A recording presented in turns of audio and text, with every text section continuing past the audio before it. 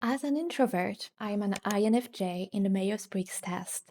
And as a highly sensitive person, there is one self-care habit that truly made a difference in my life and that really contributed to my well-being. If you feel overwhelmed by too many tips and too many habits to implement, do this one and I can tell you that it's going to make a big difference in your life. Hi, I'm Laetitia. I'm a French hypnosis therapist and coach, and I work with English speaking women all over the world. Many of them are actually introverts. I guess that's because I am an introvert as well and they get attracted to working together. But one thing that I've noticed is that most of them were lacking self care practices. And I'm not just talking about having a facial or a massage, I'm talking about much deeper topic, which is looking after yourself and meeting your needs, listening to what your body is telling you. And that's something that is often brushed under the carpet in our society where performance is very valued and hustle and endurance. And so listening to your body's needs does not actually fit that narrative.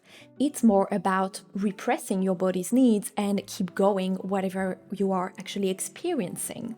So I believe it is time to actually break the narrative, and especially if you are an introvert and a highly sensitive person, this is going to be really great for you. Because yes, you deserve to feel great and you deserve to thrive. For this to happen in the best way possible, the focus needs to be put on recharging your batteries. Introverts don't recharge their batteries like extroverts do. Extroverts need external stimuli and they need social interactions, need to be around other people in order to gain energy. Introverts, on the other hand, need quiet, alone time to recharge their batteries and regain their energy. And that is the one habit that I want you to implement. But I want you to do it right. I don't want you to just tick off a box from your to-do list. You probably noticed that after spending a day in a big city with all the hustle and bustle and all the energy around you and the social interactions, come evening or night, you probably felt that need to go home and to spend some time alone in a quiet environment with as less external stimulation as possible, maybe even dimming the lights. The reasons for which you needed this was that you needed to decrease the stimulation because that was starting to drain your batteries and you needed to regain your energy. So that's how an introvert functions. And that's really me. I spent 7 years in London and that was absolutely amazing. I loved it. But that's where I noticed that I would need some quiet alone time to recharge my batteries after really busy days and busy days in the city and after socializing. And that's when I began implementing these habits unconsciously at first and then realizing that this was something that I really needed. I've worked on film sets for many years in the crew and also as a supporting artist, and that was absolutely wonderful.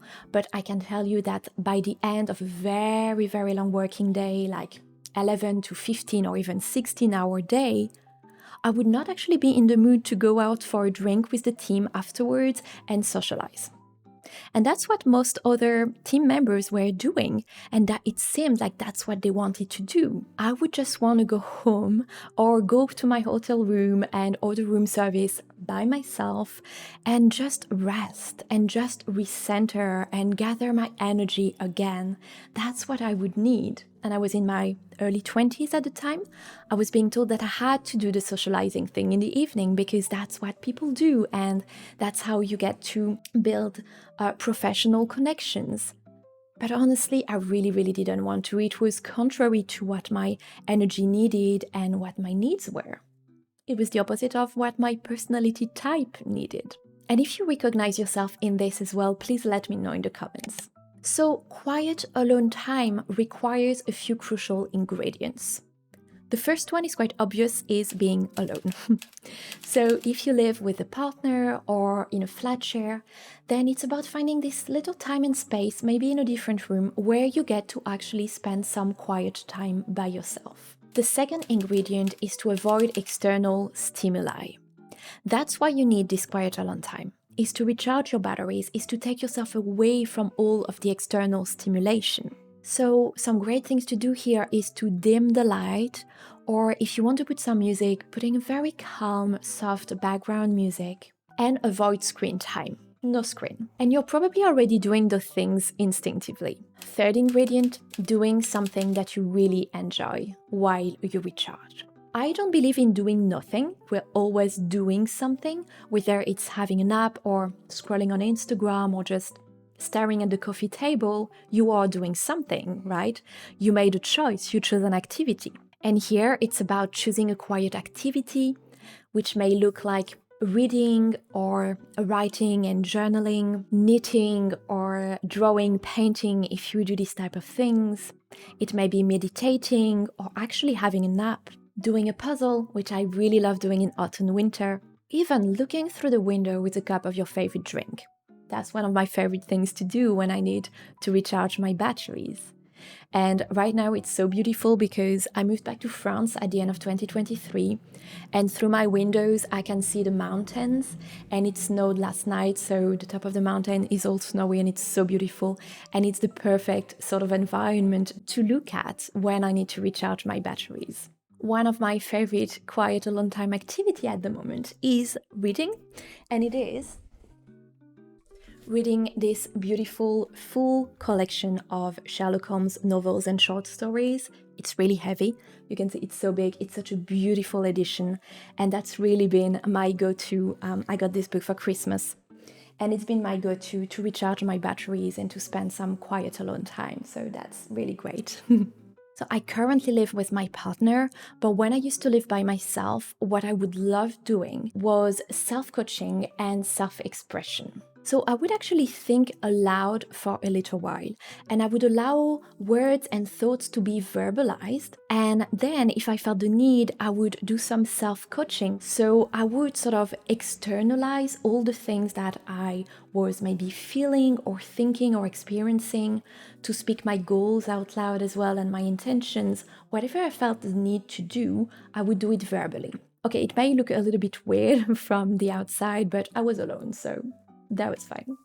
But this really worked well for me. So yeah, maybe try it. Whatever you choose, do it intentionally and wholeheartedly.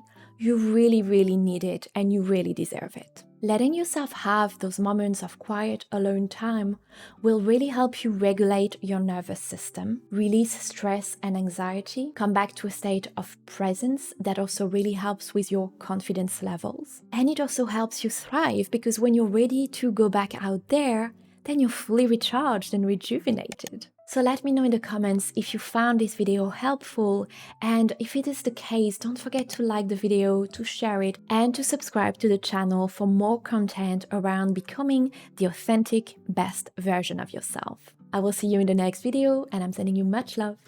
Bye.